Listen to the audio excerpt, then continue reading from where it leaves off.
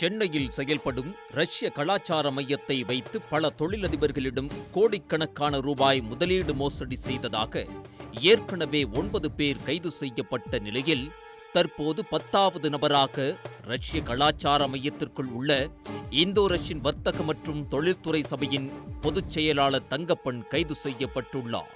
ரஷ்ய கலாச்சார மையத்தை மோசடி கும்பலுக்கு தாரை வார்த்து கோடிக்கணக்கில் பணம் பெற்றவர் சிக்கியது எப்படி?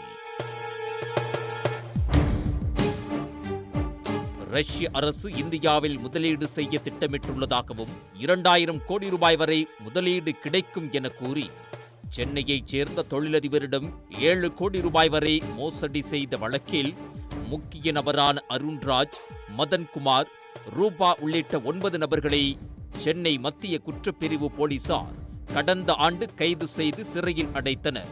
கைது செய்யப்பட்ட அருண்ராஜ் ரஷ்யன் கலாச்சார மையத்தில் பல சந்திப்புகளை நடத்தி மோசடியில் ஈடுபட்டிருப்பது தெரிய வந்தது. இதேபோல பல தொழிலதிபர்களிடம் இருந்து முதலீடு பெற்றுத் தருவதாக கூறி பல கோடி ரூபாய் மோசடி செய்திருப்பது விசாரணையில் கண்டுபிடிக்கப்பட்டிருப்பதாக காவல்துறையினர் தெரிவிக்கின்றனர்.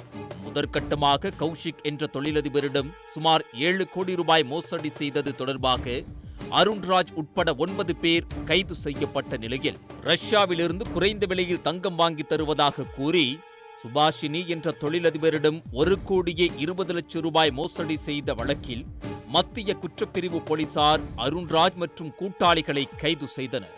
தற்போது 3வது தொழிலதிபராக திருப்பூர் பகுதியைச் சேர்ந்த சின்னசாமி என்ற தொழிலதிபர் சென்னை காவல் ஆணையரகத்தில் ரஷ்ய நிறுவனத்திடமிருந்து 4 கோடியே 40 லட்சம் ரூபாய் முதலீடு பெற்றுத் தருவதாக கூறி மோசடி செய்ததாக கொடுத்த புகாரின் பேரில் வழக்கு பதிவு செய்து மத்திய குற்றப்பிரிவு போலீசார் கைது நடவடிக்கைகளை மேற்கொண்டுள்ளனர். அடுத்தடுத்து தொழிலதிபர்கள் கொடுக்கும் புகாரின் பேரில் நடத்தப்பட்ட விசாரணையில் மேலும் பல திடுக்கிடும் தகவல்கள் வெளியாகியுள்ளன. அதன் பின்னணியில் ரஷ்ய கலாச்சார மையத்தில் கௌரவ பதவி வகித்த நபர் உடந்தையாக செயல்பட்டதும் கண்டுபிடிக்கப்பட்டுள்ளது.